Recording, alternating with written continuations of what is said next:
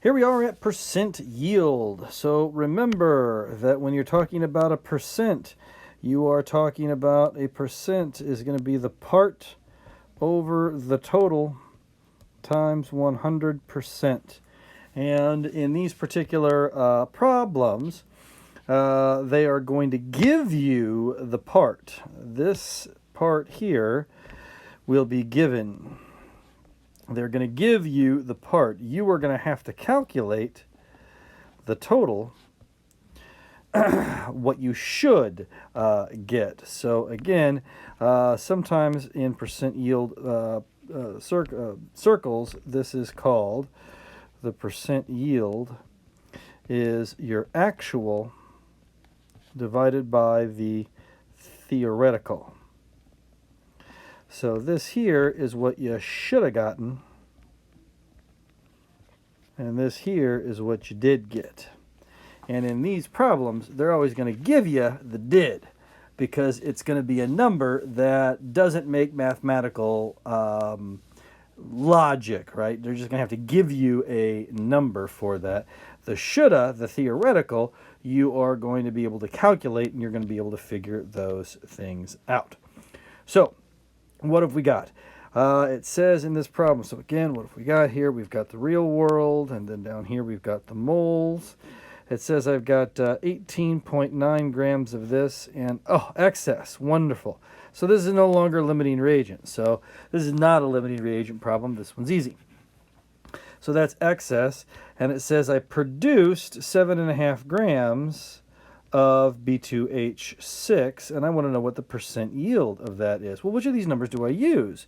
Do I use that one or do I use that one? This doesn't seem to make a whole lot of sense, because I'm used to taking one number and going this way with it, or taking the other number and going that way with it. This doesn't seem to make a whole lot of sense. Well, look, if you read the problem correctly, this guy here says we produced 7.5 grams of B2H6. Ah, you know what that is?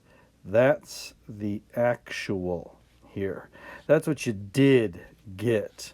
So that number there, they are giving you. You don't have to do anything with that in your stoichiometric reactions right now.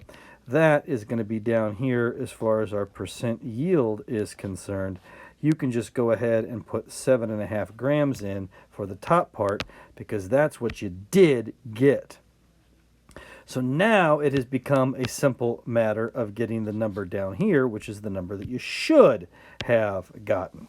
So how much should you have gotten here if you do the problem through like we did before? So I have a real world. Now I got to get down to my moles. This stuff weighs 37.8 grams per mole, which means that I have half a mole. And now I want to go over to here. Don't forget that now we're going to take the 3 and the 2 into account. We haven't cared about them until now, because you only care about those numbers as you go left to right to pay your mole tax across the way. So as you come across here, now you end up with 0.333 moles that you have there. And now you want to get back into the real world by coming up here and using this guy's mass, which is 27.6 grams per mole, because we only care about that. We don't care about the 2 because we already did that 2 there. This should sound very, very familiar. So you do the math on this, and you end up with about 9.19 grams. So according to all of the scientific math, you should have gotten 9.19 grams, but you didn't. You only got 7.5 grams. So what percent is that? It is 7.5 out of 9.19 times 100%. So that's about 81.6% as far as my yield is concerned. So in all of these problems, if it is a percent yield problem, they're going to give you the actual did. And you don't have to do anything with that except plug it straight into the top part of your percent yield equation down here. And then what you do is go through and do stoichiometry and come up with the should, and the should then goes underneath there, and you divide